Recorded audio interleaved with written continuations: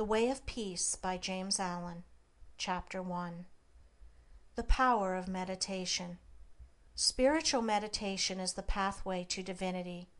It is the mystic ladder which reaches from earth to heaven, from error to truth, from pain to peace. Every saint has climbed it, every sinner must sooner or later come to it, and every weary pilgrim that turns his back upon self and the world, and sets his face resolutely toward the Father's home, must plant his feet upon its golden rounds. Without its aid you cannot grow into the divine state, the divine likeness, the divine peace, and the fadeless glories and unpolluting joys of truth will remain hidden from you. Meditation is the intense dwelling, in thought, upon an idea or theme, with the object of thoroughly comprehending it, and whatsoever you constantly meditate upon, you will not only come to understand, but will grow more and more into its likeness, for it will become incorporated into your very being, will become, in fact, your very self. If, therefore, you constantly dwell upon that which is selfish and debasing, you will ultimately become selfish and debased. If you ceaselessly think upon that which is pure and unselfish, you will surely become pure and unselfish. Tell me what that is upon which you most frequently and intensely think, that to which, in your silent hours, your soul most naturally turns, and I will tell you to what place of pain or peace you are traveling, and whether you are growing into the likeness of the divine or the bestial. There is an unavoidable tendency to become literally the embodiment of that quality upon which one most constantly thinks. Let, therefore, the object of your meditation be above and not below, so that every time you revert to it in thought, you will be lifted up. Let it be pure and unmixed with any selfish element, so shall your heart become purified and drawn nearer to truth, and not defiled and dragged more hopelessly into error. Meditation, in the spiritual sense in which I am now using it, is the secret of all growth in spiritual life and knowledge. Every prophet, sage, and savior became such by the power of meditation. Buddha meditated upon the truth until he could say, "I am the truth." Jesus brooded upon the divine immanence until at last he could declare, "I and my Father are one." Meditation centered upon divine realities is the very essence and soul of prayer. It is the silent reaching of the soul toward the eternal. Mere petitionary prayer without meditation is a body without a soul, and is powerless to lift the mind and heart above sin and affliction. If you are daily praying for wisdom, for peace, for loftier purity and a fuller realization of truth, and that for which you pray is still far from you, it means that you are praying for one thing while living out in thought and act another. If you will cease from such waywardness, taking your mind off those things the selfish clinging to, which debars you from the possession of the stainless realities for which you pray, if you will no longer ask God to grant you that which you do not deserve, or to bestow upon you that love and compassion which you refuse to bestow upon others, but will commence to think and act in the spirit of truth, you will day by day be growing into those realities, so that ultimately you will become one with them.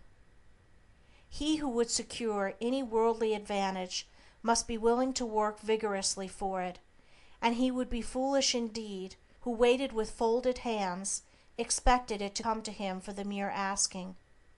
Do not then vainly imagine that you can obtain the heavenly possessions without making an effort.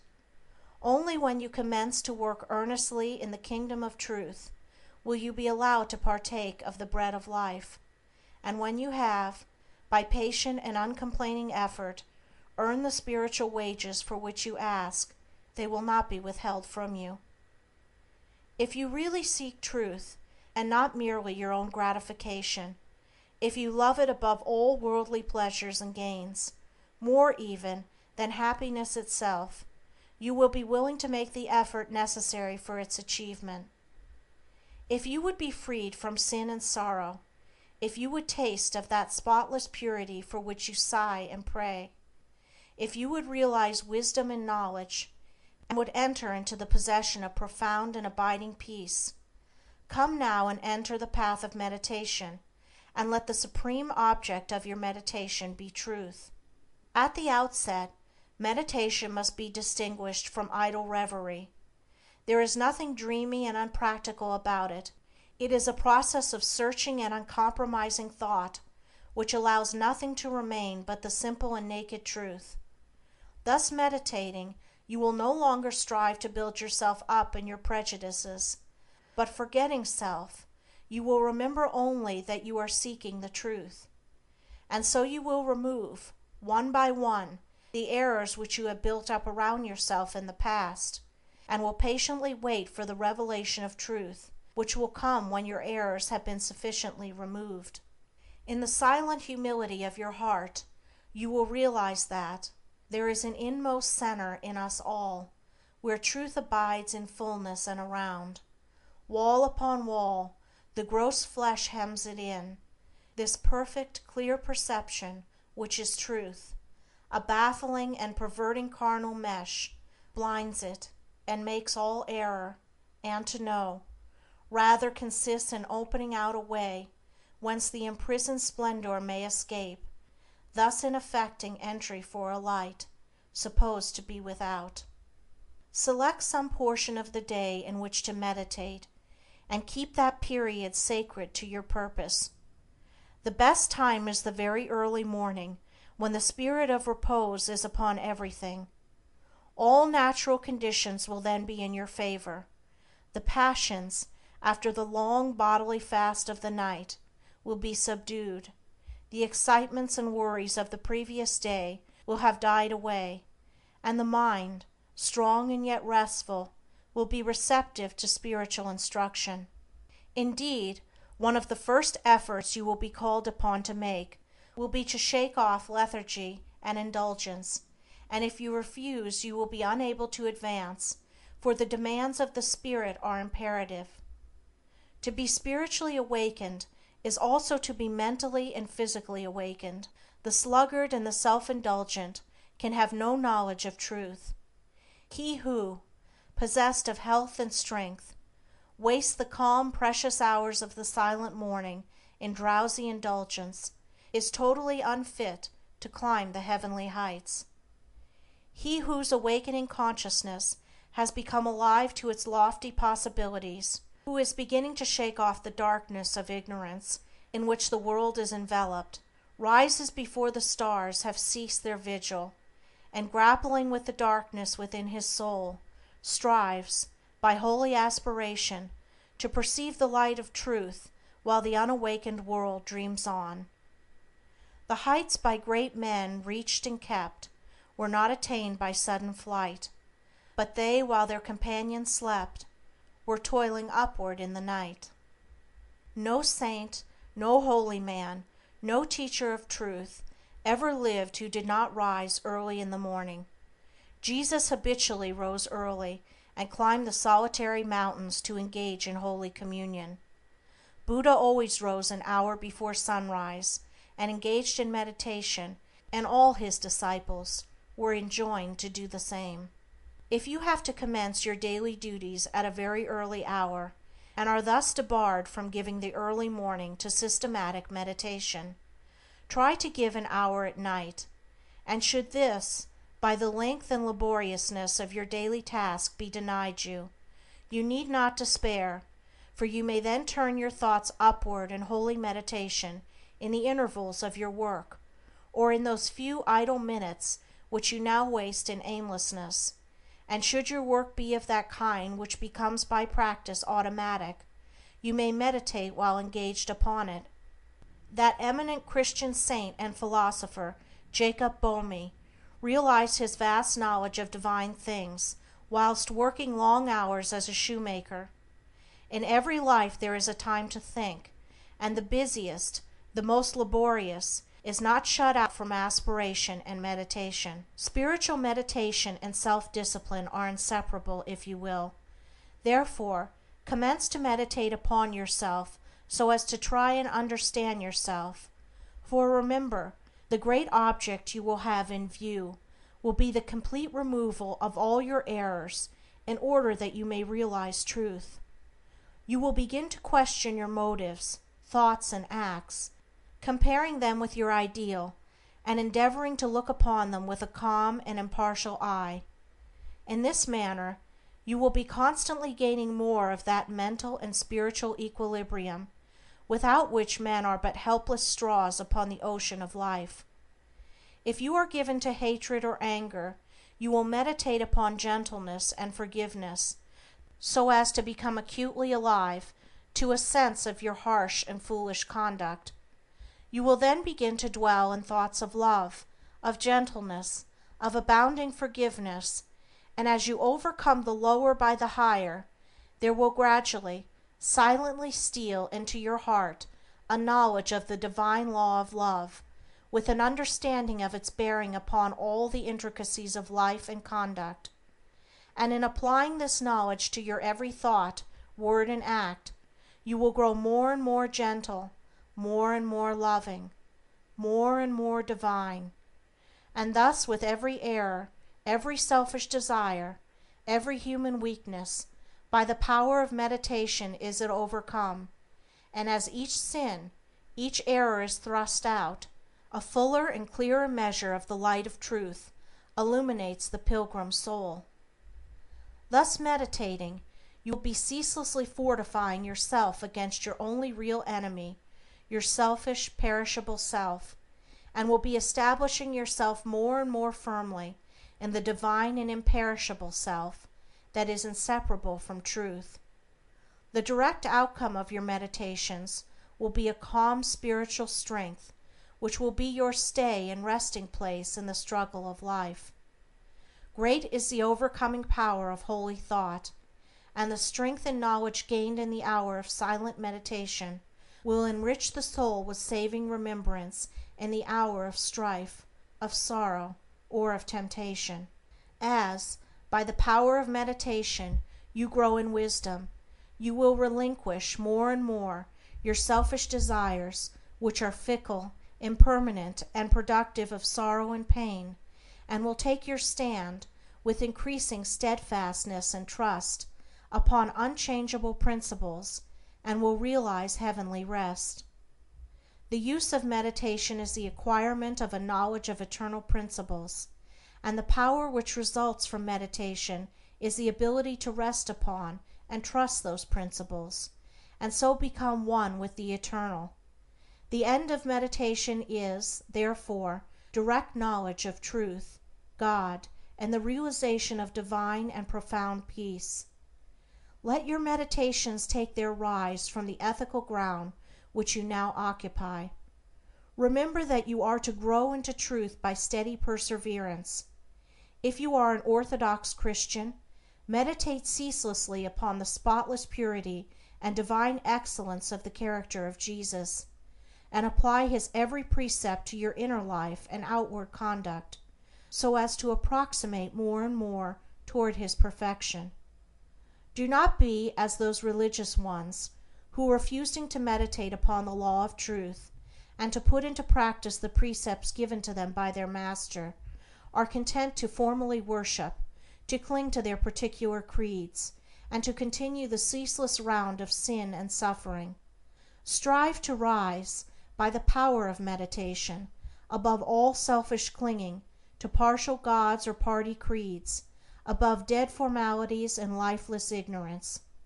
Thus walking the highway of wisdom, with mind fixed upon the spotless truth, you shall know no halting place short of the realization of truth. He who earnestly meditates first perceives a truth, as it were, afar off, and then realizes it by daily practice. It is only the doer of the word of truth that can know the doctrine of truth, for though by pure thought the truth is perceived, it is only actualized by practice. Said the divine Gautama, the Buddha, He who gives himself up to vanity and does not give himself up to meditation, forgetting the real aim of life and grasping at pleasure, will in time envy him who has exerted himself in meditation, and he instructed his disciples in the following 5 great meditations. The first meditation is the meditation of love, in which you so adjust your heart that you long for the weal and welfare of all beings, including the happiness of your enemies. The second meditation is the meditation of pity, in which you think of all beings in distress, vividly representing in your imagination their sorrows and anxieties, so as to arouse a deep compassion for them in your soul.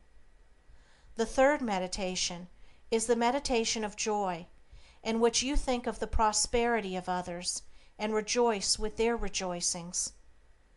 The fourth meditation is the meditation of impurity, in which you consider the evil consequences of corruption, the effects of sin and diseases, how trivial often the pleasure of the moment, and how fatal its consequences. The fifth meditation is the meditation on serenity, in which you rise above love and hate, tyranny and oppression, wealth and want, and regard your own fate with impartial calmness and perfect tranquility. By engaging in these meditations, the disciples of the Buddha arrived at a knowledge of the truth. But whether you engage in these particular meditations or not matters little, so long as your object is truth, so long as you hunger and thirst for all that righteousness which is a holy heart and a blameless life. In your meditations, therefore, let your heart grow and expand with ever-broadening love, until freed from all hatred and passion and condemnation, it embraces the whole universe with thoughtful tenderness. As the flower opens its petals to receive the morning light, so open your soul more and more to the glorious light of truth. Soar upward upon the wings of aspiration, be fearless, and believe in the loftiest possibilities. Believe that a life of absolute meekness is possible. Believe that a life of stainless purity is possible. Believe that a life of perfect holiness is possible. Believe that the realization of the highest truth is possible. He who so believes climbs rapidly the heavenly hills, whilst the unbelievers continue to grope darkly and painfully in the fog-bound valleys. So believing, so aspiring, so meditating, divinely sweet and beautiful will be your spiritual experiences, and glorious the revelations that will enrapture your inward vision. As you realize the divine love, the divine justice, the divine purity, and the perfect law of good or God, great will be your bliss and deep your peace. Old things will pass away, and all things will become new. The veil of the material universe, so dense and impenetrable to the eye of error, so thin and gauzy to the eye of truth, will be lifted, and the spiritual universe will be revealed. Time will cease, and you will live only in eternity. Change and mortality will no more cause you anxiety and sorrow, for you will become established in the unchangeable, and will dwell in the very heart of immortality. Star of Wisdom. Star that of the birth of Vishnu, birth of Krishna, Buddha, Jesus, told the wise ones, heavenward looking, waiting, watching for thy gleaming, in the darkness of the night time, in the starless gloom of midnight, shining herald of the coming, of the kingdom of the righteous, teller of the mystic story, of the lowly birth of Godhead, in the stable of the passions, in the manger of the mind-soul, silent singer of the secret, of compassion deep and holy, to the heart with sorrow burdened, to the soul with waiting weary, star of all-surpassing brightness, thou again dost deck the midnight, thou again dost cheer the wise ones watching in the creedal darkness, weary of the endless battle with the grinding blades of error, tired of lifeless, useless idols, of the dead forms of religions, spent with watching for thy shining. Thou hast ended their despairing, thou hast lighted up their pathway. Thou hast brought again the old truths to the hearts of all thy watchers. To the souls of them that love thee thou dost speak of joy and gladness, of the peace that comes of sorrow. Blessed are they that can see thee, weary wanderers in the night time. Blessed they who feel the throbbing, in their bosoms feel the pulsing of a deep love stirred within them by the great power of thy shining. Let us learn thy lesson truly, learn it faithfully and humbly, learn it meekly, wisely, gladly. Ancient star of holy Vishnu, light of Krishna, Buddha, Jesus. End of Chapter 1. Chapter 2.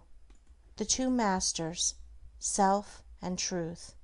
Upon the battlefield of the human soul, two masters are ever contending for the crown of supremacy, for the kingship and dominion of the heart: the master of self, called also the prince of this world, and the master of truth, called also the Father God. The master self is that rebellious one whose weapons are passion, pride, avarice, vanity, self-will, implements of darkness. The master truth is that meek and lowly one whose weapons are gentleness, patience, purity, sacrifice, humility, love, instruments of light. In every soul the battle is waged, and as a soldier cannot engage at once in two opposing armies, so every heart is enlisted either in the ranks of self or of truth. There is no half and half course. There is self and there is truth. Where self is, truth is not. Where truth is, self is not. Thus spake Buddha, the teacher of truth, and Jesus, the manifested Christ, declared that no man can serve two masters, for either he will hate the one and love the other, or else he will hold to the one and despise the other. Ye cannot serve God and Mammon. Truth is so simple, so absolutely undeviating and uncompromising, that it admits of no complexity, no turning, no qualification. Self is ingenious, crooked, and governed by subtle and snaky desire, admits of endless turnings and qualifications, and deluded worshippers of self vainly imagine that they can gratify every worldly desire, and at the same time possess the truth. But the lovers of truth worship truth with the sacrifice of self, and ceaselessly guard themselves against worldliness and self-seeking. Do you seek to know and to realize truth? Then you must be prepared to sacrifice, to renounce to the uttermost, for truth in all its glory can only be perceived and known when the last vestige of self has disappeared. The eternal Christ declared that he who would be his disciple must deny himself daily. Are you willing to deny yourself, to give up your lusts, your prejudices, your opinions? If so, you may enter the narrow way of truth, and find that peace from which the world is shut out. The absolute denial, the utter extinction of self, is the perfect state of truth, and all religions and philosophies are but so many aids to this supreme attainment. Self is the denial of truth. Truth is the denial of self. As you let self die, you will be reborn in truth. As you cling to self, truth will be hidden from you. Whilst you cling to self, your path will be beset with difficulties, and repeated pains, sorrows, and disappointments will be your lot. There are no difficulties in truth, and coming to truth, you will be freed from all sorrow and disappointment. Truth in itself is not hidden and dark. It is always revealed and is perfectly transparent. But the blind and wayward self cannot perceive it. The light of day is not hidden except to the blind, and the light of truth is not hidden except to those who are blinded by self. Truth is the one reality in the universe, the inward harmony, the perfect justice, the eternal love. Nothing can be added to it nor taken from it. It does not depend upon any man, but all men depend upon it. You cannot perceive the beauty of truth while you are looking out through the eyes of self. If you are vain, you will color everything with your own vanities. If lustful, your heart and mind will be so clouded with the smoke and flames of passion that everything will appear distorted through them. If proud and opinionative, you will see nothing in the whole universe except the magnitude and importance of your own opinions. There is one quality which preeminently distinguishes the man of truth from the man of self, and that is humility. To be not only free from vanity, stubbornness, and egotism, but to regard one's own opinions as of no value, this indeed is true humility. He who is immersed in self regards his own opinions as truth, and the opinions of other men as error. But that humble truth-lover who has learned to distinguish between opinion and truth regards all men with the eye of charity, and does not seek to defend his opinions against theirs, but sacrifices those opinions that he may love the more, that he may manifest the spirit of truth. For truth in its very nature is ineffable, and can only be lived. He who has most of charity has most of truth. Men engage in heated controversies and foolishly imagine they are defending the truth, when in reality they are merely defending their own petty interests and perishable opinions. The follower of self takes up arms against others. The follower of truth takes up arms against himself. Truth, being unchangeable and eternal, is independent of your opinion and of mine. We may enter into it, or we may stay outside, but both our defense and our attack are superfluous, and are hurled back upon themselves. Men enslaved by self, passionate, proud, and condemnatory, believe their particular creed or religion to be the truth, and all other religions to be error, and they proselytize with passionate ardor. There is but one religion, the religion of truth. There is but one error, the error of self. Truth is not a formal belief, it is unselfish, holy, and aspiring heart, and he who has truth is at peace with all, and cherishes all with thoughts of love. You may easily know whether you are a child of truth or a worshipper of self, if you will silently examine your mind, heart, and conduct. Do you harbor thoughts of suspicion, enmity, envy, lust, pride, or do you strenuously fight against these? If the former, you are chained to self, no matter what religion you may profess. If the latter, you are a candidate for truth, even though outwardly you may profess no religion. Are you passionate, self-willed, ever seeking to gain your own ends, self-indulgent and self-centered? Or are you gentle, mild, unselfish, quit of every form of self-indulgence, and are ever ready to give up your own? If the former, self is your master; if the latter, truth is the object of your affection. Do you strive for riches? Do you fight with passion for your party? Do you lust for power and leadership? Are you given to ostentation and self-praise? Or have you given up the love of riches? Have you relinquished all strife?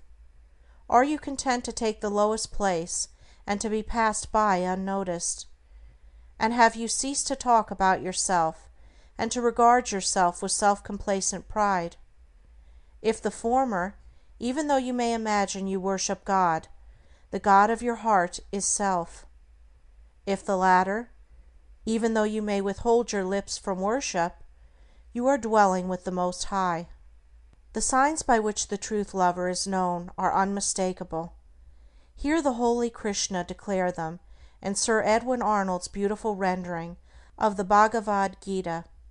Fearlessness, singleness of soul, the will always to strive for wisdom, opened hand and governed appetites, and piety and love of lonely study, humbleness, uprightness, heed to injure naught which lives, truthfulness, slowness unto wrath, a mind that lightly letteth go what others prize, and equanimity and charity, which splieth no man's faults, and tenderness towards all that suffer, a contented heart, fluttered by no desires, a bearing mild, modest and grave, with manhood nobly mixed, with patience, fortitude, and purity, an unrevengeful spirit, never given to rate itself too high.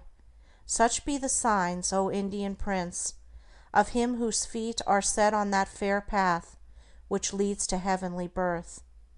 When men, lost in the devious ways of error and self, have forgotten the heavenly birth, the state of holiness and truth, they set up artificial standards by which to judge one another, and make acceptance of, and adherence to, their own particular theology, the test of truth, and so men are divided one against another, and there is ceaseless enmity and strife, and unending sorrow and suffering. Reader, do you seek to realize the birth into truth? There is only one way. Let self die. All those lusts, appetites, desires, opinions, limited conceptions and prejudices to which you have hitherto so tenaciously clung, let them fall from you. Let them no longer hold you in bondage, and truth will be yours. Cease to look upon your own religion as superior to all others, and strive humbly to learn the supreme lesson of charity. No longer cling to the idea, so productive of strife and sorrow, that the Savior whom you worship is the only Savior, and that the Savior whom your brother worships, with equal sincerity and ardor, is an impostor, but seek diligently the path of holiness, and then you will realize that every holy man is a savior of mankind. The giving up of self is not merely the renunciation of outward things. It consists of the renunciation of the inward sin, the inward error. Not by giving up vain clothing, not by relinquishing riches, not by abstaining from certain foods, not by speaking smooth words, not by merely doing these things is the truth found, but by giving up the spirit of vanity, by relinquishing the desire for riches, by abstaining from the lust of self-indulgence, by giving up all hatred, strife, condemnation, and self-seeking, and becoming gentle and pure at heart. By doing these things is the truth found. To do the former and not to do the latter is Pharisaism and hypocrisy, whereas the latter includes the former. You may renounce the outward world and isolate yourself in a cave or in the depths of a forest, but you will take all your selfishness with you, and unless you renounce that, great indeed will be your wretchedness and deep your delusion. You may remain just where you are, performing all your duties, and yet renounce the world, the inward enemy. To be in the world, and yet not of the world, is the highest perfection, the most blessed peace, is to achieve the greatest victory. The renunciation of self is the way of truth. Therefore, enter the path. There is no grief like hate, no pain like passion, no deceit like sense. Enter the path. Far hath he gone whose foot treads down one fond offense. As you succeed in overcoming self, you will begin to see things in their right relations. He who is swayed by any passion, prejudice, like or dislike, adjusts everything to that particular bias, and sees only his own delusions. He who is absolutely free from all passions, prejudice, preference, and partiality, sees himself as he is, sees others as they are, sees all things in their proper proportions and right relations. Having nothing to attack, nothing to defend, nothing to conceal, and no interest to guard, he is at peace. He has realized the profound simplicity of truth, for this unbiased, tranquil, blessed state of mind and heart is the state of truth. He who attends to it dwells with the angels, and sits at the footstool of the Supreme. Knowing the great law, knowing the origin of sorrow, knowing the secret of suffering, knowing the way of emancipation and truth, how can such a one engage in strife or condemnation? For though he knows that the blind, self-seeking world, surrounded with the clouds of its own illusions, and enveloped in the darkness of error and self, cannot perceive the steadfast light of truth, and is utterly incapable of comprehending the profound simplicity of the heart that has died, or is dying, to self. Yet he also knows that when the suffering ages have piled up mountains of sorrow, the crushed and burdened soul of the world will fly to its final refuge, and that when the ages are completed, every prodigal will come back to the fold of truth. And so he dwells in good will toward all, and regards all with that tender compassion which a father bestows upon his wayward children. Men cannot understand truth because they cling to self, because they believe in and love self, because they believe self to be the only reality, whereas it is the one delusion. When you cease to believe in and love self, you will desert it, and fly to truth, and will find the eternal reality. When men are intoxicated with the wines of luxury and pleasure and vanity, the thirst of life grows and deepens within them, and they delude themselves with dreams of fleshy immortality.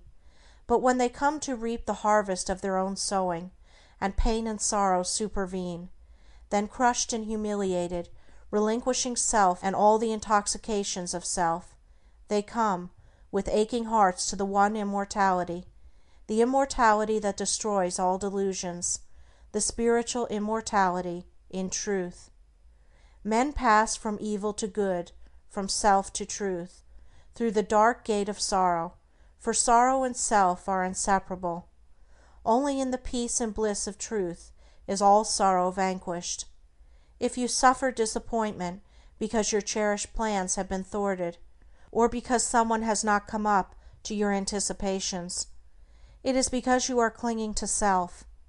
If you suffer remorse for your conduct, it is because you have given way to self. If you are overwhelmed with chagrin and regret because of the attitude of someone else towards you, it is because you have been cherishing self. If you are wounded on account of what has been done to you or said of you, it is because you are walking in the painful way of self. All suffering is of self. All suffering ends in truth. When you have entered into and realized truth, you will no longer suffer disappointment, remorse, and regret, and sorrow will flee from you. Self is the only prison that can ever bind the soul. Truth is the only angel that can bid the gates unroll.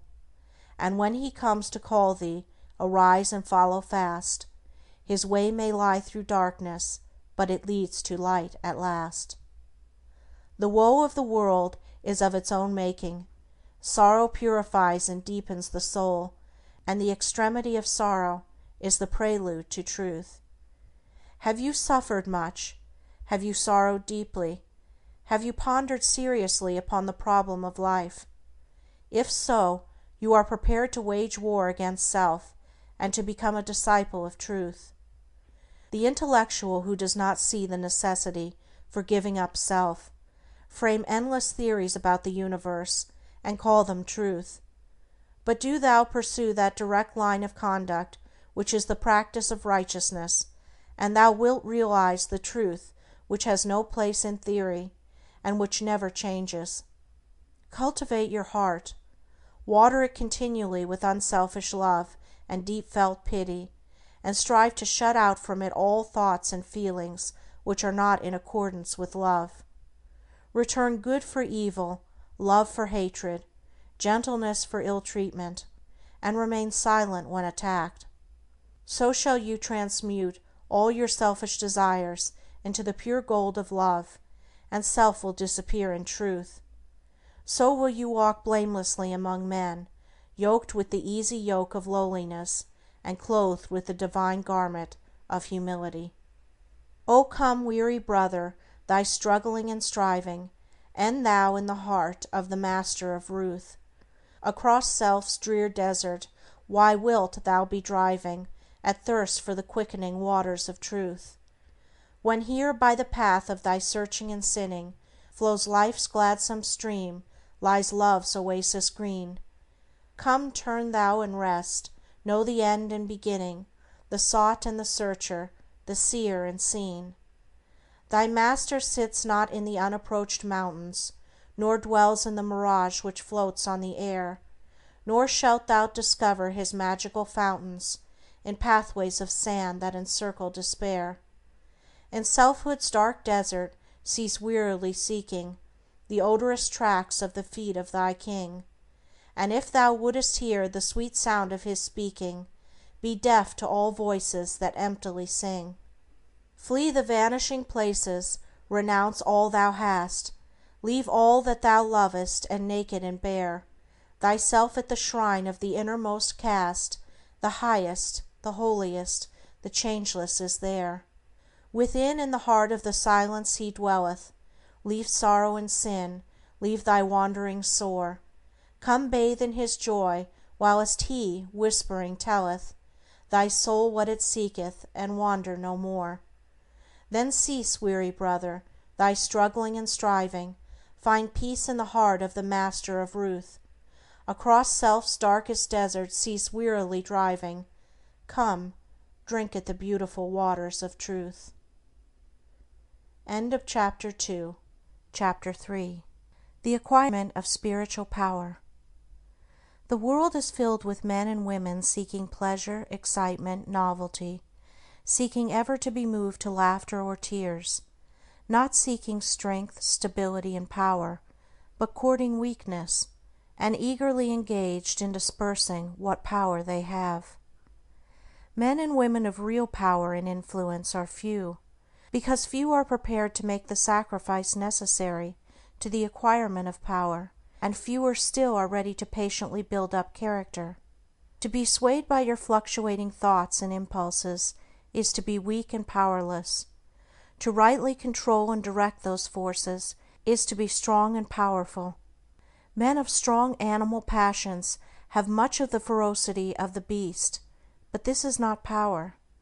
The elements of power are there, but it is only when this ferocity is tamed and subdued by the higher intelligence that real power begins, and men can only grow in power by awakening themselves to higher and ever higher states of intelligence and consciousness. The difference between a man of weakness and one of power lies not in the strength of the personal will, for the stubborn man is usually weak and foolish, but in that focus of consciousness which represents their states of knowledge. The pleasure-seekers, the lovers of excitement, the hunters after novelty, and the victims of impulse and hysterical emotion lack that knowledge of principles which gives balance, stability, and influence. A man commences to develop power when, checking his impulses and selfish inclinations, he falls back upon the higher and calmer consciousness within him, and begins to steady himself upon a principle. The realization of unchanging principles and consciousness is at once the source and secret of the highest power. When, after much searching and suffering and sacrificing, the light of an eternal principle dawns upon the soul, a divine calm ensues, and joy unspeakable gladdens the heart. He who has realized such a principle ceases to wander, and remains poised and self-possessed.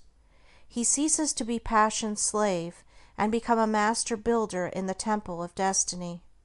The man that is governed by self and not by principle changes his front when his selfish comforts are threatened.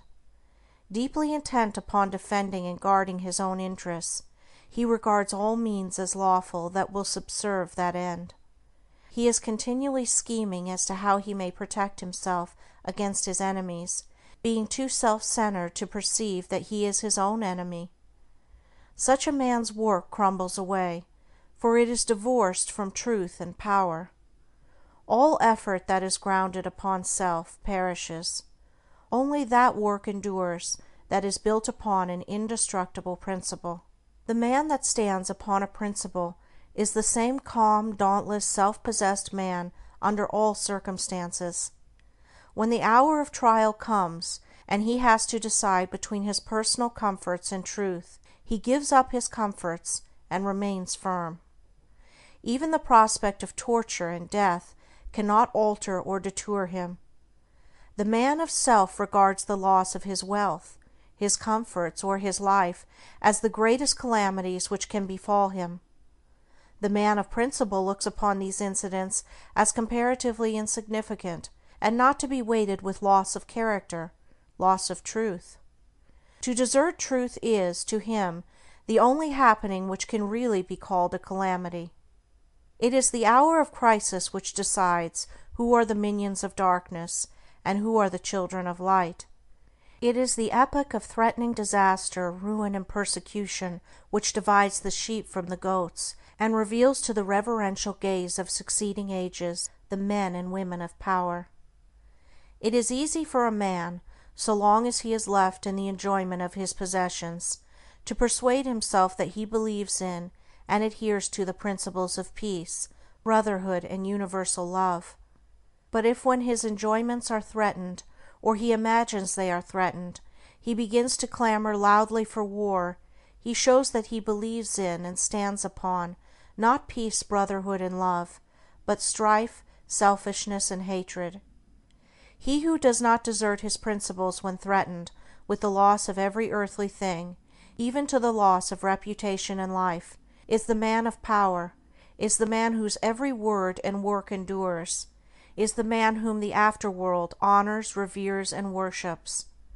Rather than desert that principle of divine love on which he rested, and which all his trust was placed, Jesus endured the utmost extremity of agony and deprivation, and today the world prostrates itself at his pierced feet in rapt adoration. There is no way to the acquirement of spiritual power except by that inward illumination and enlightenment which is the realization of spiritual principles, and those principles can only be realized by constant practice and application. Take the principle of divine love, and quietly and diligently meditate upon it, with the object of arriving at a thorough understanding of it. Bring its searching light to bear upon all your habits, your actions, your speech and intercourse with others, your every secret thought and desire.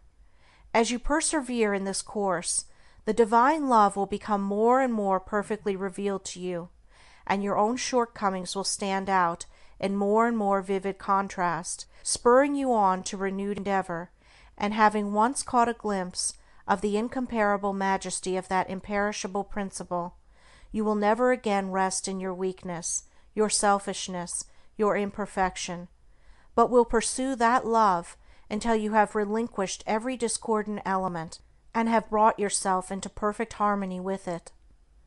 And that state of inward harmony is spiritual power. Take also other spiritual principles, such as purity and compassion, and apply them in the same way, and so exacting is truth, you will be able to make no stay, no resting place, until the inmost garment of your soul is bereft of every stain, and your heart has become incapable of any hard, condemnatory, and pitiless impulse. Only in so far as you understand, realize, and rely upon these principles will you acquire spiritual power, and that power will be manifested in and through you in the form of increasing dispassion, patience, and equanimity. Dispassion argues superior self-control. Sublime patience is the very hallmark of divine knowledge, and to retain an unbroken calm amid all the duties and distractions of life marks off the man of power. It is easy in the world to live after the world's opinion. It is easy in solitude to live after our own. But the great man is he who in the midst of the crowd keeps with perfect sweetness the independence of solitude.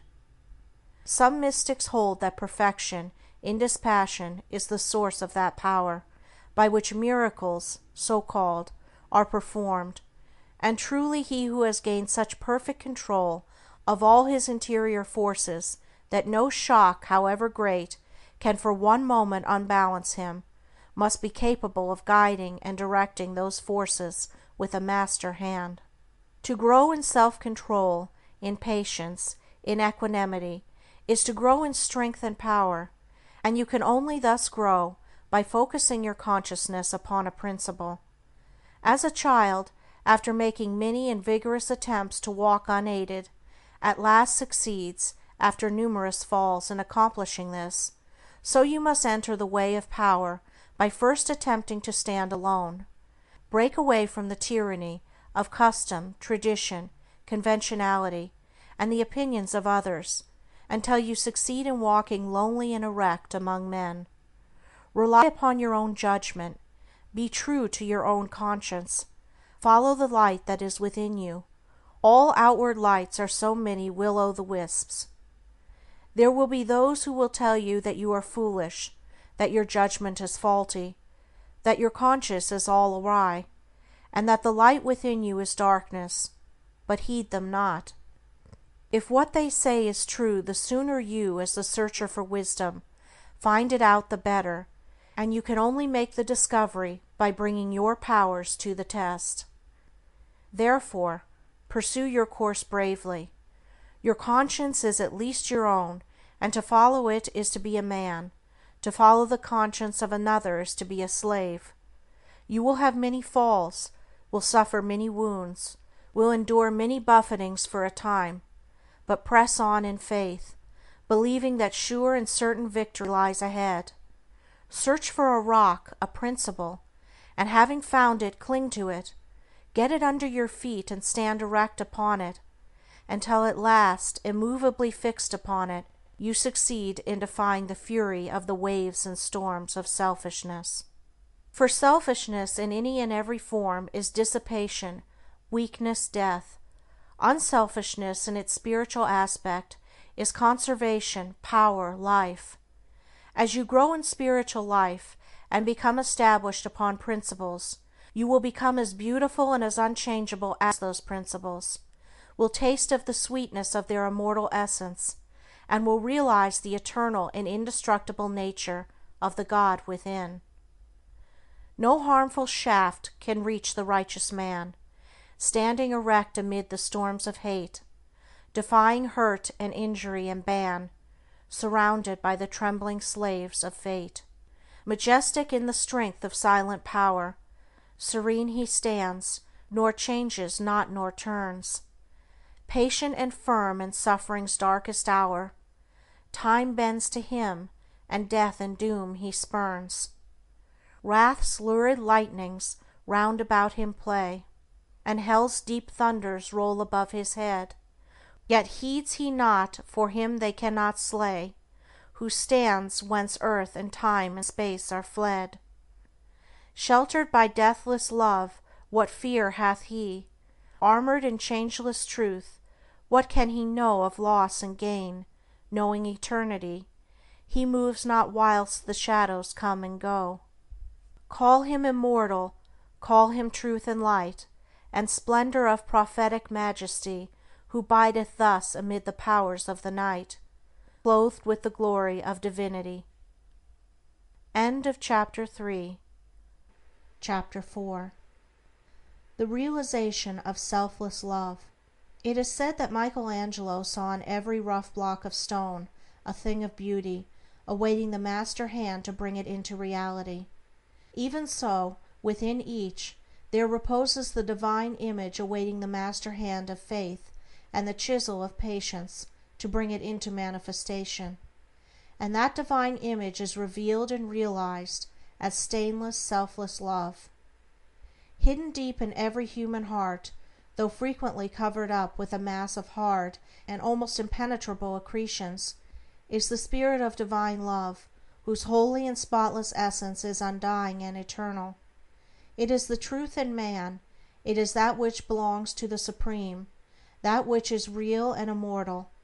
All else changes and passes away. This alone is permanent and imperishable, and to realize this love by ceaseless diligence in the practice of the highest righteousness, to live in it and to become fully conscious in it, is to enter into immortality here and now, is to become one with truth, one with God, one with the central heart of all things, and to know our own divine and eternal nature. To reach this love, to understand and experience it, one must work with great persistency and diligence upon his heart and mind, must ever renew his patience and keep strong his faith, for there will be much to remove, much to accomplish, before the divine image is revealed in all its glorious beauty. He who strives to reach and to accomplish the divine will be tried to the very uttermost, and this is absolutely necessary, for how else could one acquire that sublime patience, without which there is no real wisdom, no divinity? Ever and anon, as he proceeds, all his work will seem to be futile, and his efforts appear to be thrown away.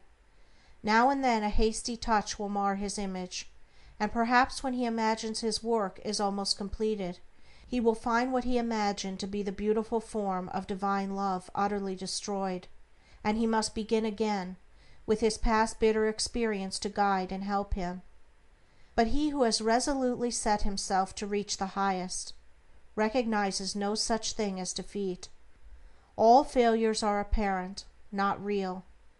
Every slip, every fall, every return to selfishness is a lesson learned, an experience gained, from which a golden grain of wisdom is extracted, helping the striver toward the accomplishment of his lofty object.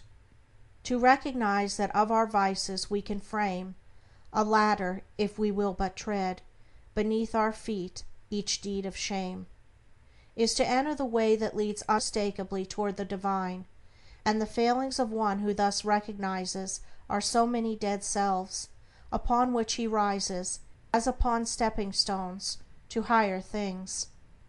Once come to regard your failings, your sorrows and sufferings, as so many voices telling you plainly where you are weak and faulty, where you fall below the true and the divine, you will then begin to ceaselessly watch yourself, and every slip, every pang of pain will show you where you are to set to work, and what you have to remove out of your heart in order to bring it nearer to the likeness of the divine, nearer to the perfect love. And as you proceed day by day, detaching yourself more and more from the inward selfishness, the love that is selfless will gradually become revealed to you. And when you are growing patient and calm, when your petulances, tempers, and irritabilities are passing away from you, the more powerful lusts and prejudices seek to dominate and enslave you, then you will know that the divine is awakening within you, that you are drawing near to the eternal heart, that you are not far from that selfless love, the possession of which is peace and immortality. Divine love is distinguished from human love in this supremely important particular: it is free from partiality. Human love clings to a particular object to the exclusion of all else, and when that object is removed, great and deep is the resultant suffering to the one who loves. Divine love embraces the whole universe, and without clinging to any part, yet contains within itself the whole, and he who comes to it by gradually purifying and broadening his human loves until all the selfish and impure elements are burnt out of them, ceases from suffering. It is because human loves are narrow and confined, and mingled with selfishness, that they cause suffering. No suffering can result from that love, which is so absolutely pure that it seeks nothing for itself. Nevertheless, human loves are absolutely necessary as steps toward the divine, and no soul is prepared to partake of divine love until it has become capable of the deepest and most intense human love. It is only by passing through human loves and human sufferings that divine love is reached and realized. All human loves are perishable, like the forms to which they cling, but there is a love that is imperishable, and that does not cling to appearances. All human loves are counterbalanced by human hates, but there is a love that admits of no opposite or reaction, divine and free from all taint of self, that sheds its fragrance on all alike. Human loves are reflections of the divine love, and draw the soul nearer to the reality, the love that knows neither sorrow nor change. It is well that the mother, clinging with passionate tenderness to the little helpless form of flesh that lies on her bosom, should be overwhelmed with the dark waters of sorrow when she sees it laid on the cold earth. It is well that her tears should flow and her heart ache, for only thus can she be reminded of the evanescent nature of the joys and objects of sense, and be drawn nearer to the eternal and imperishable reality. It is well that lover, brother, sister, husband, wife, should suffer deep anguish and be enveloped in gloom when the visible object of their affection is torn from them, so that they may learn to turn their affections toward the invisible source of all, where alone abiding satisfaction is to be found. It is well that the proud, the ambitious, the self-seeking should suffer defeat, humiliation, and misfortune, that they should pass through the scorching fires of affliction, for only thus can the wayward soul be brought to reflect upon the enigma of life, only thus can the heart be softened and purified, and prepared to receive the truth. When the sting of anguish penetrates the heart of human love, when gloom and loneliness and desertion cloud the soul of friendship and trust, then it is that the heart turns toward the sheltering love of the Eternal, and finds its rest in its silent peace. And whosoever comes to this love is not turned away comfortless, is not pierced with anguish, nor surrounded with gloom, and is never deserted in the dark hour of trial. The glory of divine love can only be revealed in the heart that is chastened by sorrow, and the image of the heavenly state can only be perceived and realized when the lifeless, formless accretions of ignorance and self are hewn away. Only that love that seeks no personal gratification or reward, that does not make distinctions, and that leaves behind no heartaches, can be called divine. Men clinging to self and to the comfortless shadows of evil are in the habit of thinking of divine love as something belonging to a God who is out of reach, as something outside themselves, and that must forever remain outside.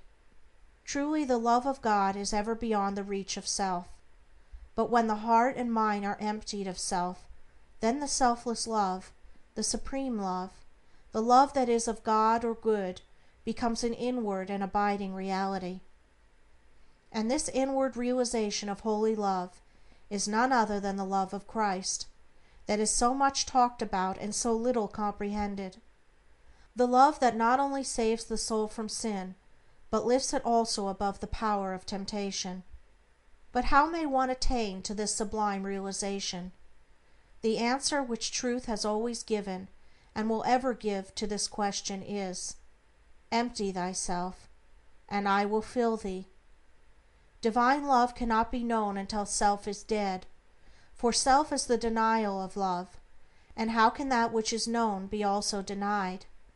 Not until the stone of self is rolled away from the sepulchre of the soul and buried, cast off the bands of ignorance, and come forth in all the majesty of his resurrection. You believe that the Christ of Nazareth was put to death and rose again.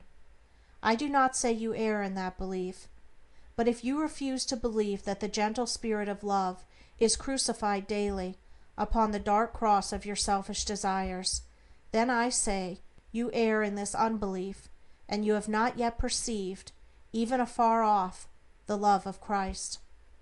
You say that you have tasted of salvation in the love of Christ. Are you saved from your temper, your irritability, your vanity, your personal dislikes, your judgment and condemnation of others? If not, from what are you saved, and wherein have you realized the transforming love of Christ? He who has realized the love that is divine has become a new man, and has ceased to be swayed and dominated by the old elements of self. He is known for his patience, his purity, his self-control, his deep charity of heart, and his unalterable sweetness. Divine or selfless love is not a mere sentiment or emotion. It is a state of knowledge which destroys the dominion of evil and the belief in evil, and lifts the soul into the joyful realization of the supreme good. To the divinely wise, knowledge and love are one and inseparable. It is toward the complete realization of this divine love that the whole world is moving. It was for this purpose that the universe came into existence, and every grasping at happiness, every reaching out of the soul toward objects, ideas, and ideals, is an effort to realize it. But the world does not realize this love at present, because it is grasping at the fleeting shadow and ignoring in its blindness the substance. And so suffering and sorrow continue, and must continue, until the world, taught by its self-inflicted pains, discovers the love that is selfless, the wisdom that is calm and full of peace. And this love, this wisdom, this peace, this tranquil state of mind and heart may be attained to, may be realized by all who are willing and ready to yield up self, and who are prepared to humbly enter into a comprehension of all that the giving up of self involves. There is no arbitrary power in the universe, and the strongest chains of fate by which men are bound are self-forged. Men are chained to that which causes suffering because they desire to be so, because they love their chains, because they think their little dark prison of self is sweet and beautiful, and they are afraid that if they desert that prison they will lose all that is real and worth having. Ye suffer from yourselves, none else compels, none other holds ye that ye live and die. And the indwelling of power which forged the chains and built around itself the dark and narrow prison can break away when it desires and wills to do so, and the soul does will to do so when it has discovered the worthlessness of its prison, when long suffering has prepared it for the reception of the boundless light and love. As the shadow follows the form, and as the smoke comes after fire, so effect follows cause, and suffering and bliss follow the thoughts and deeds of men. There is no effect in the world around us, but has its hidden or revealed cause, and that cause is in accordance with absolute justice. Men reap a harvest of suffering, because in the near or distant past they have sown the seeds of evil. They reap a harvest of bliss, also as a result of their own sowing of the seeds of good. Let a man meditate upon this. Let him strive to understand it, and he will then begin to sow only seeds of good, and will burn up the tares and weeds which he has formerly grown in the garden of his heart. The world does not understand the love that is selfless, because it is engrossed in the pursuit of its own pleasures, and cramped within the narrow limits of perishable interests, mistaking, in its ignorance, those pleasures and interests for real and abiding things. Caught in the flames of fleshy lusts, and burning with anguish, it sees not the pure and peaceful beauty of truth. Feeding upon the swinish husks of error and self-delusion, it is shut out from the mansion of all-seeing love.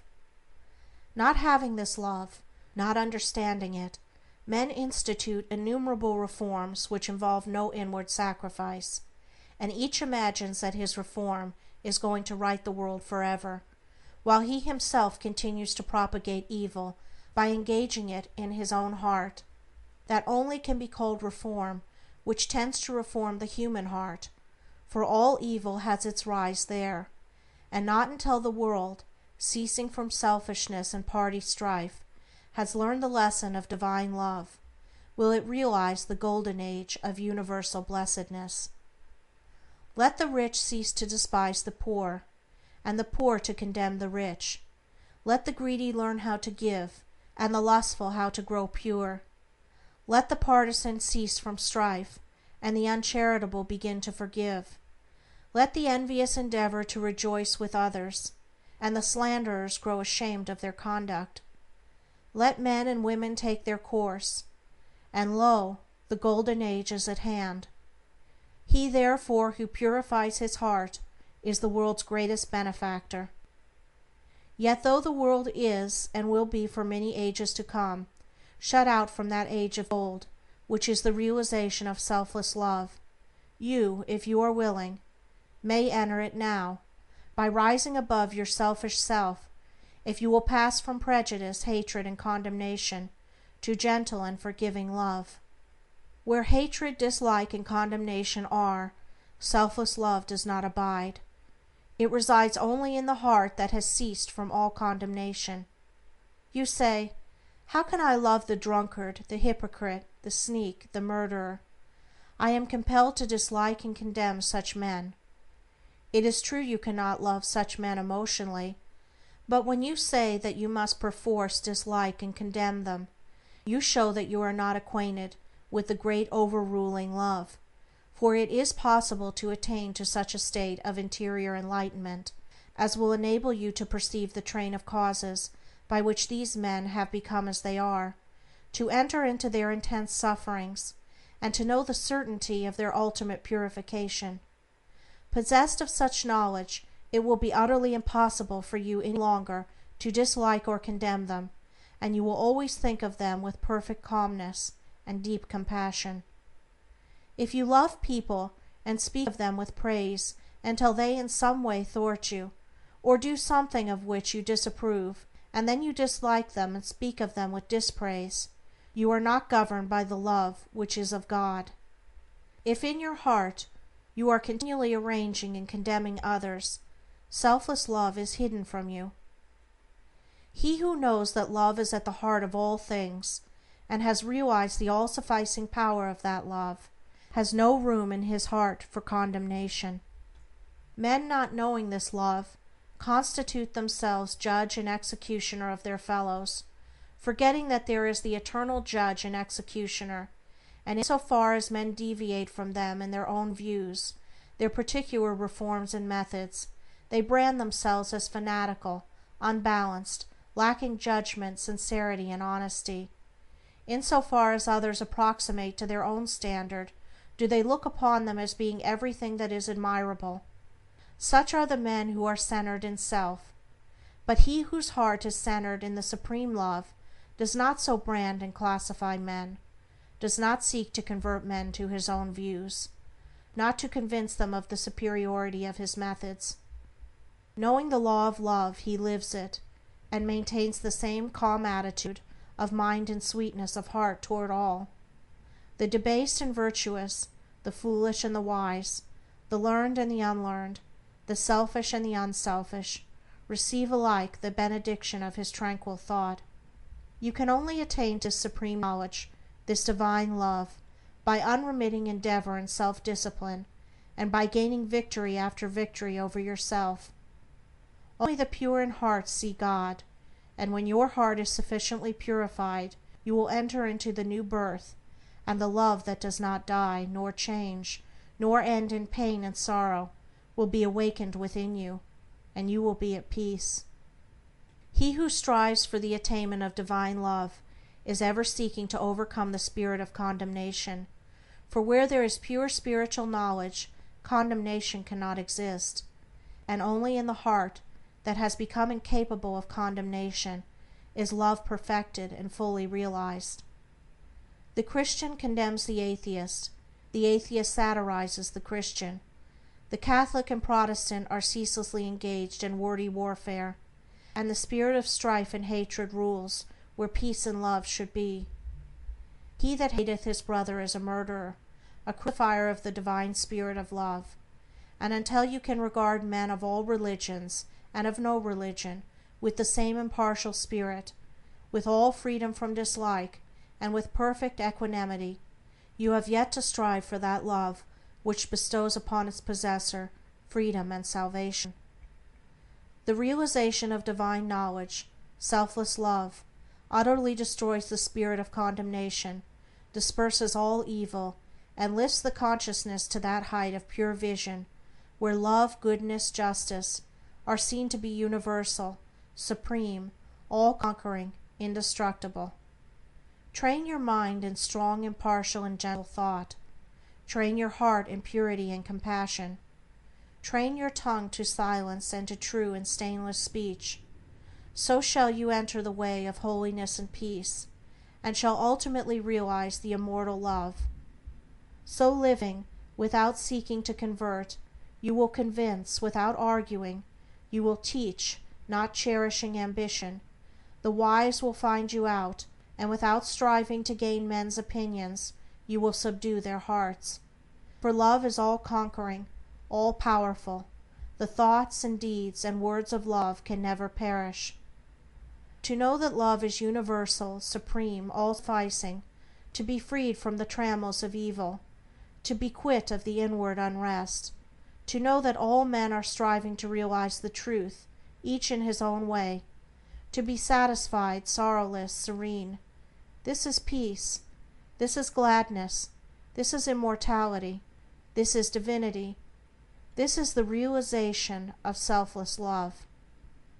I stood upon the shore and saw the rocks resist the onslaught of the mighty sea, and when I thought how all the countless shocks they had withstood through an eternity, and I said, to wear away from this solid main the ceaseless efforts of the waves are vain. But when I thought how they the rocks had rent, and saw the sand and shingles at my feet, poor passive remnants of resistance spent, tumbled and tossed where they the waters meet, then saw I ancient landmarks neath the waves, and knew the waters held the stones their slaves. I saw the mighty work the waters wrought, by patient softness and unceasing flow, how they the proudest promontory brought unto their feet, and massy hills laid low, how the soft drops the adamantine wall conquered at last, and brought it to its fall. And then I knew that hard resisting sin should yield at last to love's soft ceaseless roll, coming and going, ever flowing in upon the proud rocks of the human soul, that all resistance should be spent and past, and every heart yield unto it at last. End of chapter 4. Chapter 5. Entering into the infinite.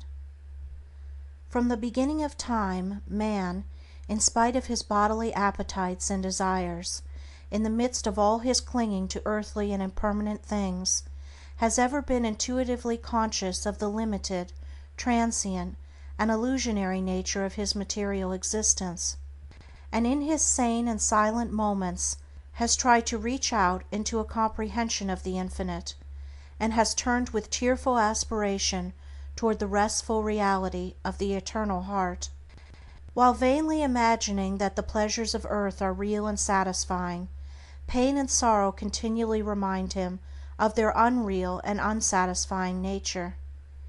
Ever striving to believe that complete satisfaction is to be found in material things, he is conscious of an inward and persistent revolt against this belief, which revolt is at once a refutation of his essential mortality, and an imperishable proof that only in the immortal, the eternal, the infinite, can he find abiding satisfaction and unbroken peace. And here is the common ground of faith, here the root and spring of all religion, here the soul of brotherhood and the heart of love, that man is essentially and spiritually divine and eternal, and that, immersed in mortality and troubled with unrest, he is ever striving to enter into a consciousness of his real nature.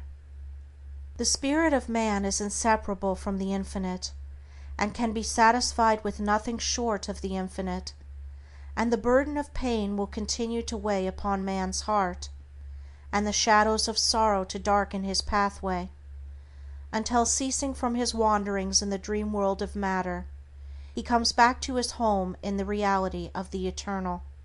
As the smallest drop of water detached from the ocean contains all the qualities of the ocean, so man, detached in consciousness from the infinite, contains within him its likeness, and as the drop of water must, by the law of its nature, ultimately find its way back to the ocean and lose itself in its silent depths, so must man, by the unfailing law of his nature, at last return to his source and lose himself in the great ocean of the infinite.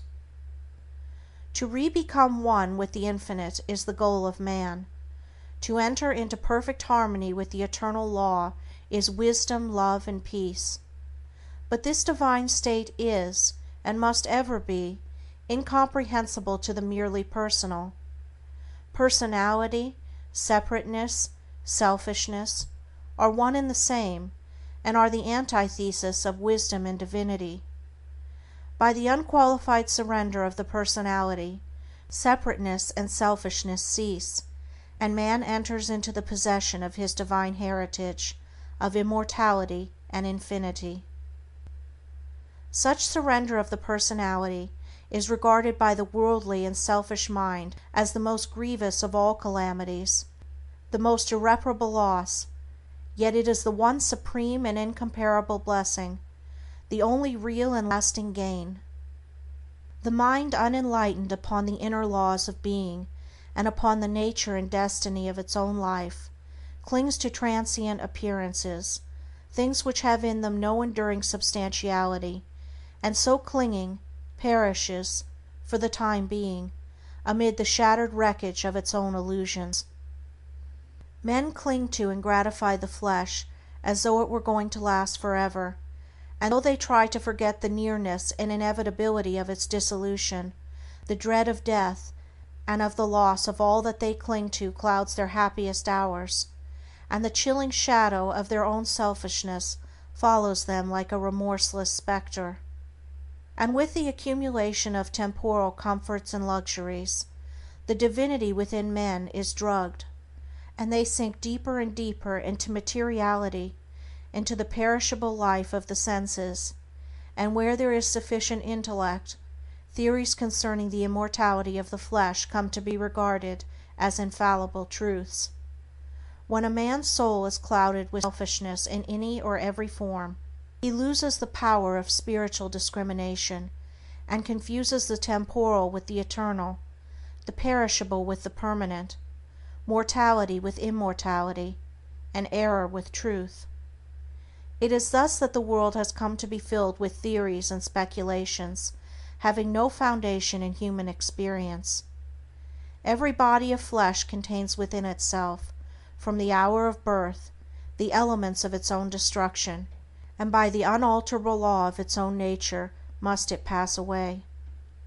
The perishable in the universe can never become permanent, the permanent can never pass away, the mortal can never become immortal, the immortal can never die, the temporal cannot become eternal, nor the eternal become temporal, appearance can never become reality, nor reality fade into appearance, error can never become truth, nor truth become error. Man cannot immortalize the flesh, but by overcoming the flesh, by relinquishing all its inclinations, he can enter the region of immortality. God alone hath immortality, and only by realizing the God state of consciousness does man enter into immortality. All nature in its myriad forms of life is changeable, impermanent, unenduring. Only the informing principle of nature endures. Nature is many, and is marked by separation. The informing principle is one, and is marked by unity. By overcoming the senses and the selfishness within, which is the overcoming of nature, man emerges from a chrysalis of the personal and illusory, and wings himself into the glorious light of the impersonal, the region of universal truth, out of which all perishable forms come. Let men, therefore, practice self-denial, let them conquer their animal inclinations, let them refuse to be enslaved by luxury and pleasure, let them practice virtue, and grow daily into higher and ever higher virtue, until at last they grow into the divine, and enter into both the practice and the comprehension of humility, meekness, forgiveness, compassion, and love, which practice and comprehension constitute divinity.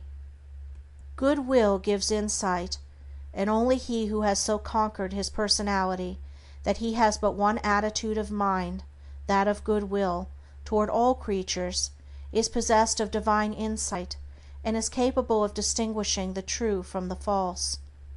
The supremely good man is therefore the wise man, the divine man, the enlightened seer, the knower of the eternal. Where you find unbroken gentleness, enduring patience, sublime lowliness, graciousness of speech, self-control, self-forgetfulness, and deep and abounding sympathy, look there for the highest wisdom, seek the company of such a one, for he has realized the divine, he lives with the eternal, he has become one with the infinite. Believe not him that is impatient, given to anger, boastful, who clings to pleasure and refuses to renounce his selfish gratifications, and who practices not good-will and far-reaching compassion, for such a one hath not wisdom, vain is all his knowledge, and his works and words will perish, for they are grounded on that which passes away. Let a man abandon self, let him overcome the world, let him deny the personal. By this pathway only can he enter into the heart of the Infinite. The world, the body, the personality are mirages upon the desert of time, transitory dreams in the dark night of spiritual slumber, and those who have crossed the desert, those who are spiritually awakened, have alone comprehended the universal reality where all appearances are dispersed and dreaming and delusion are destroyed. There is one great law which exacts unconditional obedience, one unifying principle which is the basis of all diversity, one eternal truth wherein all the problems of the earth pass away like shadows. To realize this law, this unity, this truth, is to enter into the Infinite, is to become one with the Eternal. To center one's life in the great law of love is to enter into rest, harmony, peace.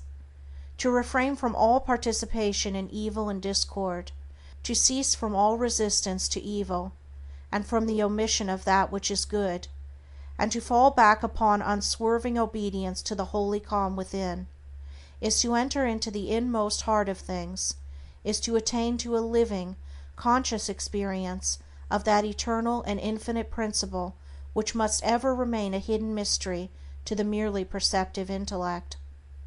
Until this principle is realized, the soul is not established in peace, and he who so realizes is truly wise, not wise with the wisdom of the learned, but with the simplicity of a blameless heart and of a divine manhood.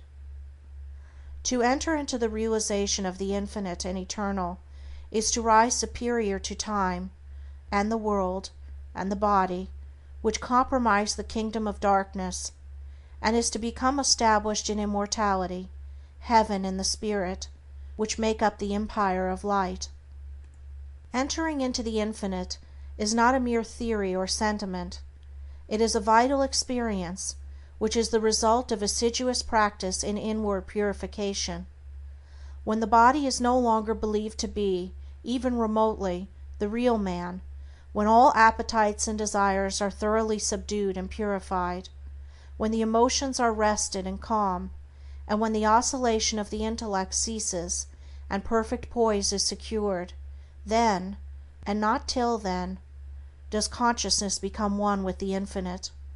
Not until then is childlike wisdom and profound peace secured. Men grow weary and gray over the dark problems of life, and finally pass away and leave them unsolved, because they cannot see their way out of the darkness of the personality, being too much engrossed in its limitations. Seeking to save his personal life, man forfeits the greater impersonal life in truth. Clinging to the perishable, he is shut out from a knowledge of the eternal. By the surrender of self, all difficulties are overcome, and there is no error in the universe but the fire of inward sacrifice will burn it up like a chaff. No problem, however great, but will disappear like a shadow under the searching light of self-abnegation. Problems exist only in our own self-created illusions, and they vanish away when self is yielded up. Self and error are synonymous. Error is involved in the darkness of unfathomable complexity, but eternal simplicity is the glory of truth. Love of self shuts men out from truth, and seeking their own personal happiness, they lose the deeper, purer, and more abiding bliss. Says Carlyle, "There is in man a higher than love of happiness. He can do without happiness, and instead thereof find blessedness." Love not pleasure, love God. This is the everlasting yea, wherein all contradiction is solved, wherein whoso walks and works, it is well with him. He who has yielded up that self, that personality that men most love, and to which they cling with such fierce tenacity, has left behind him all perplexity, and has entered into a simplicity so profoundly simple as to be looked upon by the world, involved as it is in a network of error, as foolishness. Yet such a one has realized the highest wisdom, and is at rest in the infinite. He accomplishes without striving, and all problems melt before him, for he has entered the region of reality, and deals, not with changing effects, but with the unchanging principles of things. He is enlightened with a wisdom which is as superior to ratiocination as reason is to animality. Having yielded up his lusts, his errors, his opinions and prejudices, he has entered into possession of the knowledge of God. Having slain the selfish desire for heaven, and along with it the ignorant fear of hell, having relinquished even the love of life itself, he has gained supreme bliss and life eternal, the life which bridges life and death, and knows its own immortality. Having yielded up all without reservation, he has gained all, and rests in peace on the bosom of the Infinite. Only he who has become so free from self as to be equally content to be annihilated as to live, or to live as to be annihilated, is fit to enter into the Infinite. Only he, ceasing to trust his perishable self, has learned to trust in boundless measure the great law, the supreme good, is prepared to partake of undying bliss. For such a one there is no more regret, nor disappointment, nor remorse, for where all selfishness has ceased these sufferings cannot be, and whatever happens to him he knows that it is for his own good, and he is content, being no longer the servant of self, but the servant of the Supreme.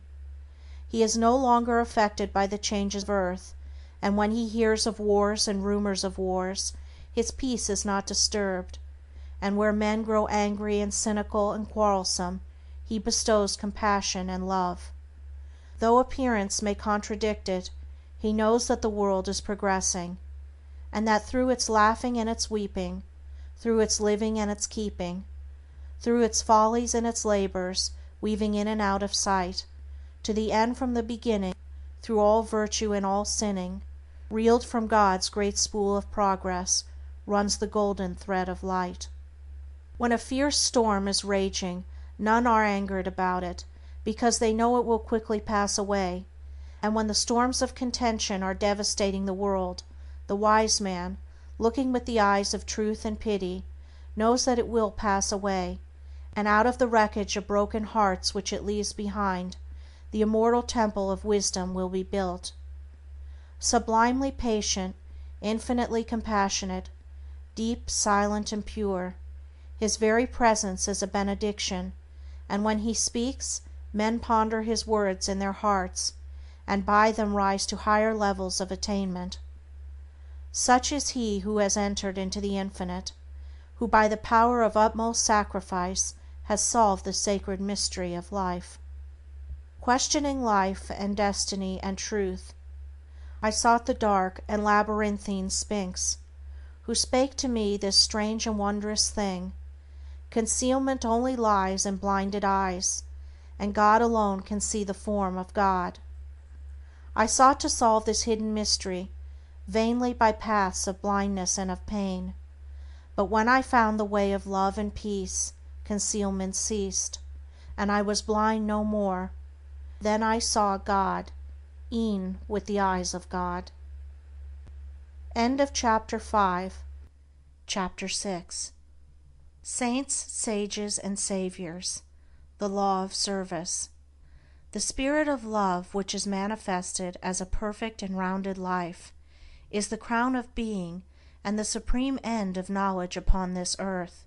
The measure of a man's truth is the measure of his love, and truth is far removed from him whose life is not governed by love.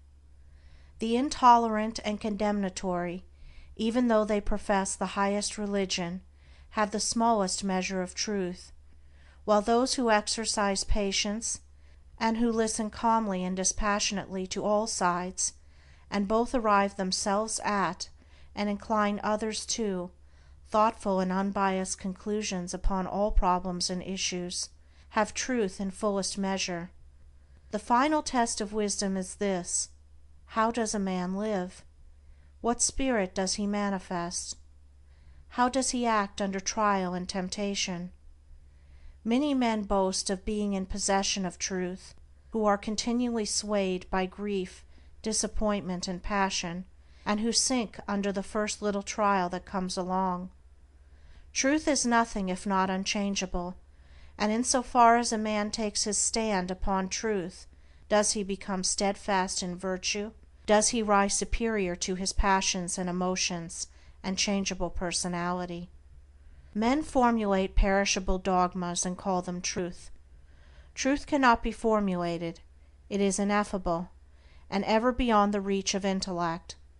It can only be experienced by practice. It can only be manifested as a stainless heart and a perfect life. Who then, in the midst of the ceaseless pandemonium of schools and creeds and parties, has the truth? He who lives it, he who practices it, he who, having risen above that pandemonium by overcoming himself, no longer engages in it, but sits apart, quiet, subdued, calm and self-possessed, freed from all strife, all bias, all condemnation, and bestows upon all the glad and unselfish love of the divinity within him. He who is patient, calm, gentle, and forgiving under all circumstances manifests the truth.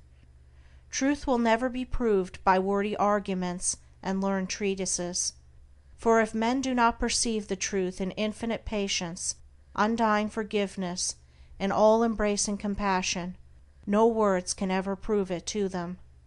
It is an easy matter for the passionate to be calm and patient when they are alone, or are in the midst of calmness. It is equally easy for the uncharitable to be gentle and kind when they are kindly dealt with, but he who retains his patience and calmness under all trial, who remains sublimely meek and gentle under the most trying circumstances, he and he alone is possessed of the spotless truth.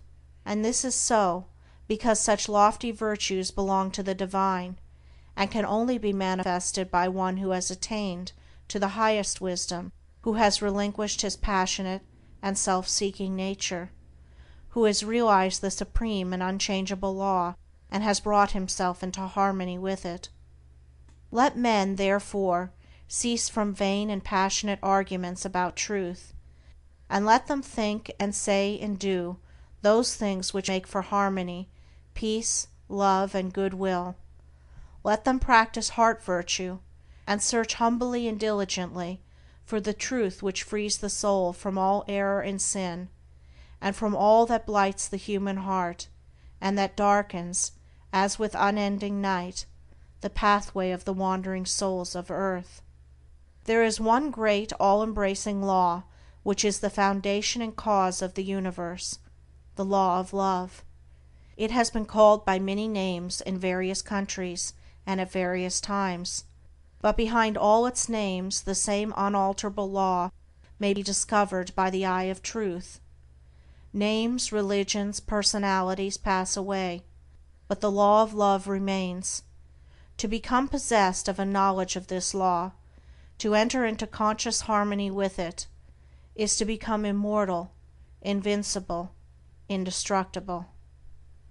It is because of the effort of the soul to realize this law that men come again and again to live, to suffer, and to die, and when realized, suffering ceases, personality is dispersed, and the fleshly life and death are destroyed, for consciousness becomes one with the eternal. The law is absolutely impersonal, and its highest manifested expression is that of service. When the purified heart has realized truth, it is then called upon to make the last, the greatest and holiest sacrifice, the sacrifice of the well-earned enjoyment of truth. It is by virtue of this sacrifice that the divinely emancipated soul comes to dwell among men, clothed with a body of flesh, content to dwell among the lowliest and least, and to be esteemed the servant of all mankind. That sublime humility which is manifested by the world's saviors is the seal of Godhead, and he who has annihilated the personality and become a living, visible manifestation of the impersonal, eternal, boundless Spirit of Love is alone singled out as worthy to receive the unstinted worship of posterity. He only who succeeds in humbling himself with that divine humility which is not only the extinction of self, but is also the pouring out upon the spirit of unselfish love, is exalted above measure and given spiritual dominion in the hearts of mankind. All of the great spiritual teachers have denied themselves personal luxuries, comforts, and rewards, have abjured temporal power, and have lived and taught the limitless and impersonal truth. Compare their lives and teachings, and you will find the same simplicity, the same self-sacrifice, the same humility, love, and peace, both lived and preached by them. They taught the same eternal principles, the realization of which destroys all evil.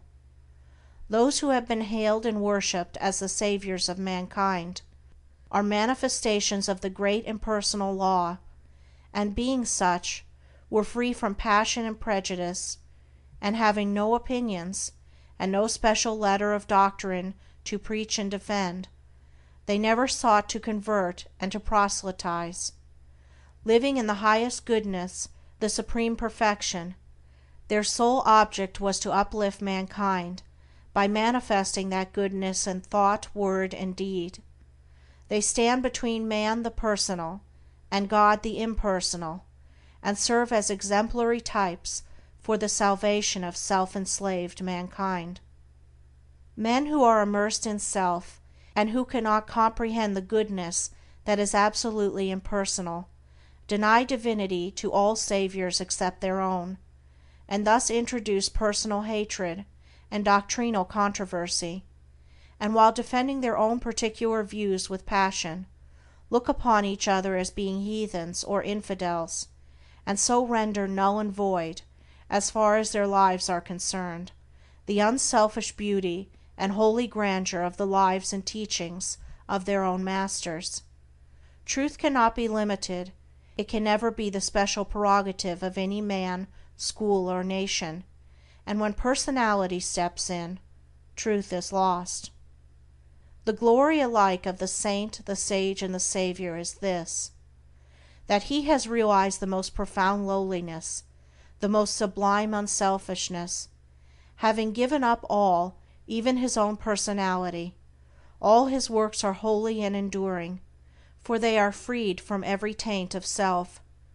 He gives, yet never thinks of receiving.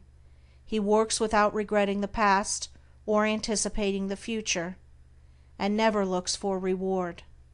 When the farmer has tilled and dressed his land, and put in the seed, he knows that he has done all that he can possibly do, and that now he must trust to the elements, and wait patiently for the course of time to bring about the harvest, and that no amount of expectancy on his part will affect the result.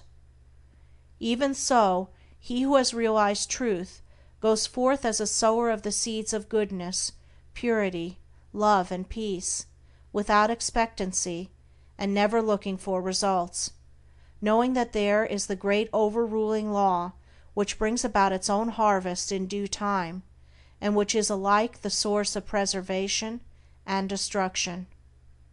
Men not understanding the divine simplicity of a profoundly unselfish heart, look upon their particular savior as the manifestation of a special miracle, as being something entirely apart and distinct from the nature of things, and as being, in his ethical excellence, eternally unapproachable by the whole of mankind.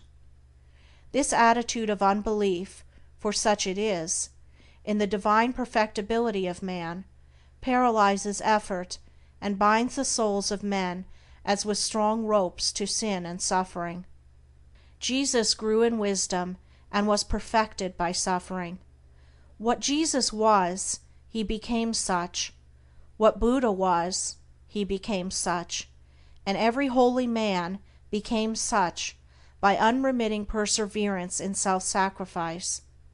Once recognize this, once realize that by watchful effort and hopeful perseverance you can rise above your lower nature, and great and glorious will be the vistas of attainment that will open out before you.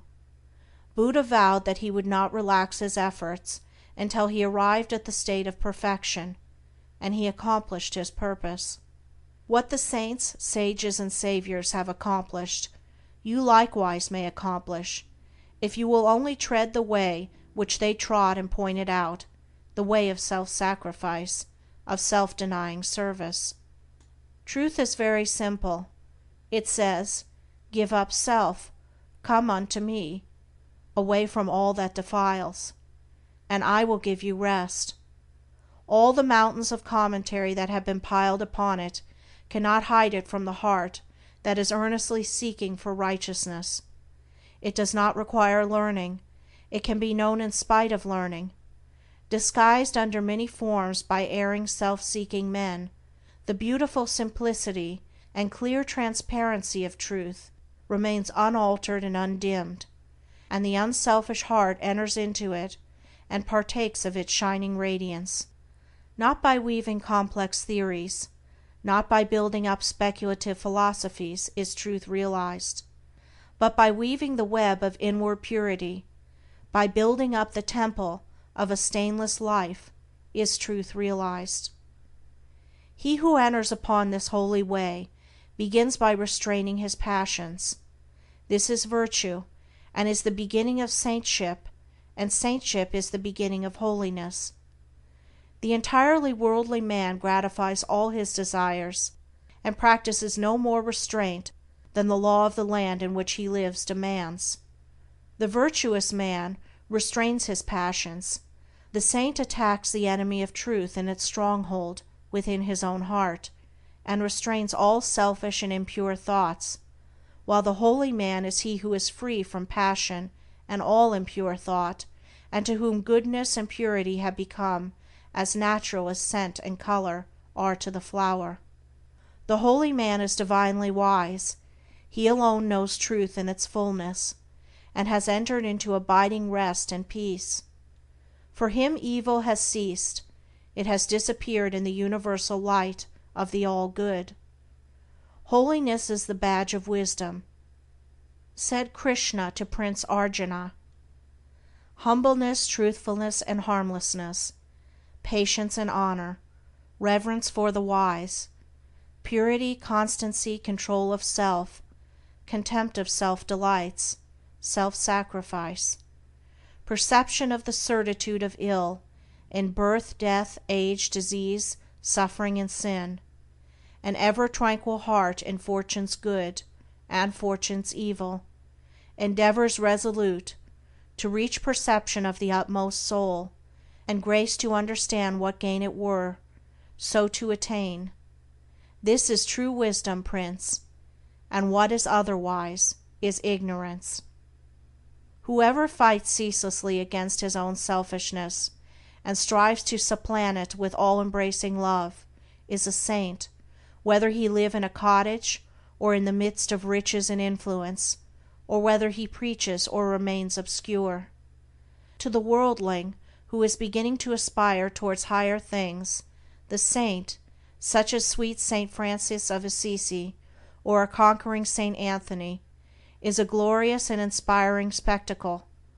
To the saint, an equally enrapturing sight is that of the sage, sitting serene and holy, the conqueror of sin and sorrow, no more tormented by regret and remorse, and whom even temptation can never reach. And yet even the sage is drawn on by a still more glorious vision, that of the Savior, actively manifesting his knowledge in selfless works, and rendering his divinity more potent for good by sinking himself in the throbbing, sorrowing, aspiring heart of mankind. And this only is true service, to forget oneself in love towards all, to lose oneself in working for the whole. O thou vain and foolish man, who thinkest that thy many works can save thee, who, chained to all error, talkest loudly of thyself, thy work, and thy many sacrifices, and magnifiest thine own importance, know this, that though thy fame fill the whole earth, all thy works shall come to dust, and thou thyself be reckoned lower than the least in the kingdom of truth. Only the work that is impersonal can live. The works of self are both powerless and perishable. Where duties, howsoever humble, are done without self-interest and with joyful sacrifice, there is true service and enduring work. Where deeds, however brilliant and apparently successful, are done from love of self, there is ignorance of the law of service, and the work perishes. It is given to the world to learn one great and divine lesson, the lesson of absolute unselfishness. The saints, sages, and saviors of all time are they who have submitted themselves to this task, and have learned and lived it. All the scriptures of the world are framed to teach this one lesson. All the great teachers reiterate it. It is too simple for the world, which, scorning it, stumbles along in the complex ways of selfishness. A pure heart is the end of all religion and the beginning of divinity. To search for this righteousness is to walk the way of truth and peace, and he who enters this way will soon perceive that immortality which is independent of birth and death, and will realize that in divine economy of the universe the humblest effort is not lost. The divinity of a Krishna, a Gautama, or a Jesus is the crowning glory of self-abnegation, the end of the soul's pilgrimage in matter and mortality, and the world will not have finished its long journey until every soul has become as these, and has entered into the blissful realization of its own divinity. Great glory crowns the heights of hope, by arduous struggle won. Bright honor rounds the hoary head that mighty works hath done. Fair riches come to him who strives in ways of golden gain, and fame enshrines his name who works with genius glowing brain. But greater glory waits for him who in the bloodless strife gains self and wrong, adopts in love the sacrificial life, and brighter honor rounds the brow of him who mid the scorns of blind idolaters of self accepts the crown of thorns. And fairer, purer riches come to him who greatly strives to walk in ways of love and truth to sweeten human lives. And he who serveth well mankind exchanges fleeting fame for light eternal, joy and peace, and robes of heavenly flame. End of chapter 6. Chapter 7. The realization of perfect peace. In the external universe there is ceaseless turmoil, change, and unrest. At the heart of all things there is undisturbed repose. In this deep silence dwelleth the Eternal. Man partakes of this duality, and both the surface change and disquietude, and the deep-seated eternal abode of peace are contained within him. As there are silent depths in the ocean which the fiercest storm cannot reach, so there are silent, holy depths in the heart of man which the storms of sin and sorrow can never disturb. To reach this silence and to live consciously in it is peace. Discord is rife in the outward world, but unbroken harmony holds sway at the heart of the universe. The human soul, torn by discordant passion and grief, reaches blindly toward the harmony of the sinless state, and to reach this state and to live consciously in it is peace. Hatred severs human lives, fosters persecution, and hurls nations into ruthless war, yet men, though they do not understand why, retain some measure of faith in the overshadowing of a perfect love, and to reach this love and to live consciously in it is peace. And this inward peace this silence, this harmony, this love, is the kingdom of heaven, which is so difficult to reach because few are willing to give up themselves and to become as little children. Heaven's gate is very narrow and minute. It cannot be perceived by foolish men, blinded by vain illusions of the world. E'en the clear-sighted who discern the way, and seek to enter, find the portal barred, and hard to be unlocked. Its massive bolts are pride and passion, avarice and lust. Men cry peace, peace, where there is no peace, but on the contrary, discord, disquietude, and strife. Apart from that wisdom, which is inseparable from self-renunciation, there can be no real and abiding peace. The peace which results from social comfort, passing gratification, or worldly victory is transitory in its nature, and is burnt up in the heat of fiery trial. Only the peace of heaven endures through all trial, and only the selfless heart can know the peace of heaven. Holiness alone is undying peace. Self-control leads to it, and the ever-increasing light of wisdom guides the pilgrim on his way. It is partaken of in a measure as soon as the path of virtue is entered upon, but it is only realized in its fullness when self disappears in the consummation of a stainless life. This is peace, to conquer love of self and lust of life, to tear deep-rooted passion from the heart, to still the onward strife. If, O reader, you would realize the light that never fades, the joy that never ends, and the tranquility that cannot be disturbed, if you would leave behind forever your sins, your sorrows, your anxieties and perplexities, if, I say, you would partake of this salvation, this supremely glorious life, then conquer yourself. Bring every thought, every impulse, every desire into perfect obedience to the divine power resident within you. There is no other way to peace but this, and if you refuse to walk it, your much praying and your strict adherence to ritual will be fruitless and unavailing, and neither gods nor angels can help you. Only to him that overcometh is given the white stone of the regenerate life, on which is written the new and ineffable name. Come away for a while from external things, from the pleasures of the senses, from the arguments of the intellect, from the noise and the excitements of the world, and withdraw yourself into the inmost chamber of your heart, and there, free from sacrilegious intrusion of all selfish desires, you will find a deep silence, a holy calm, a blissful repose, and if you will rest a while in that holy place, and will meditate there, the faultless eye of truth will open within you, and you will see things as they really are.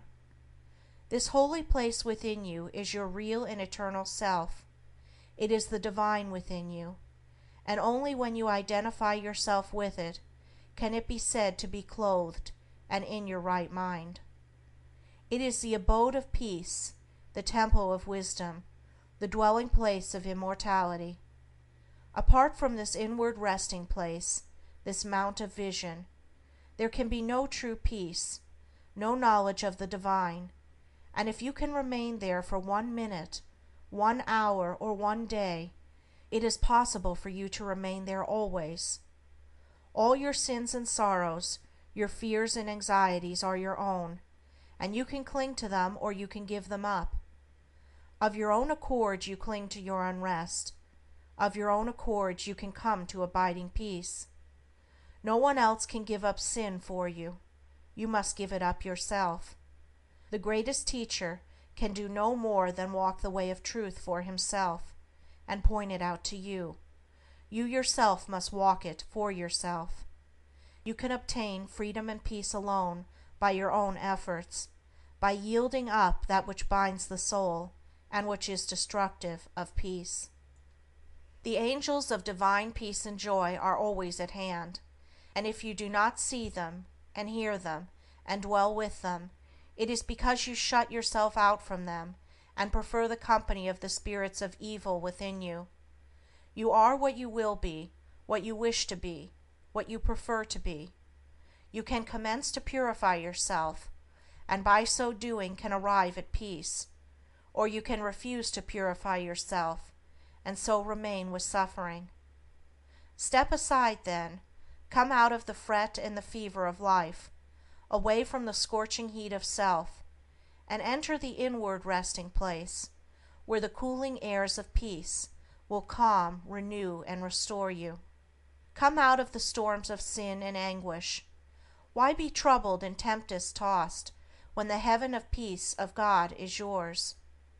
Give up all self-seeking, give up self, and lo, the peace of God is yours.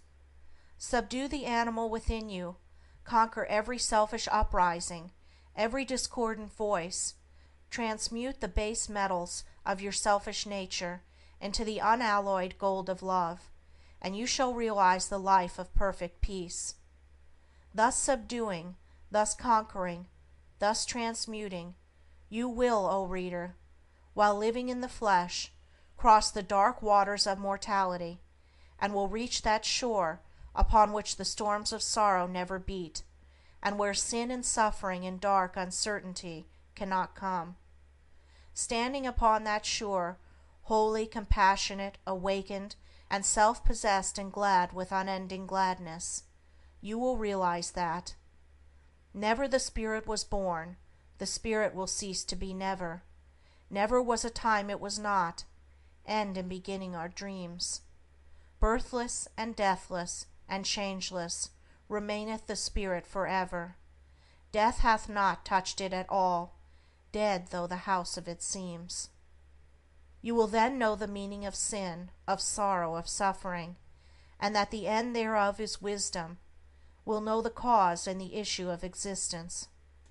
And with this realization you will enter into rest, for this is the bliss of immortality, this is the unchangeable gladness, this is the untrammeled knowledge, undefiled wisdom, and undying love.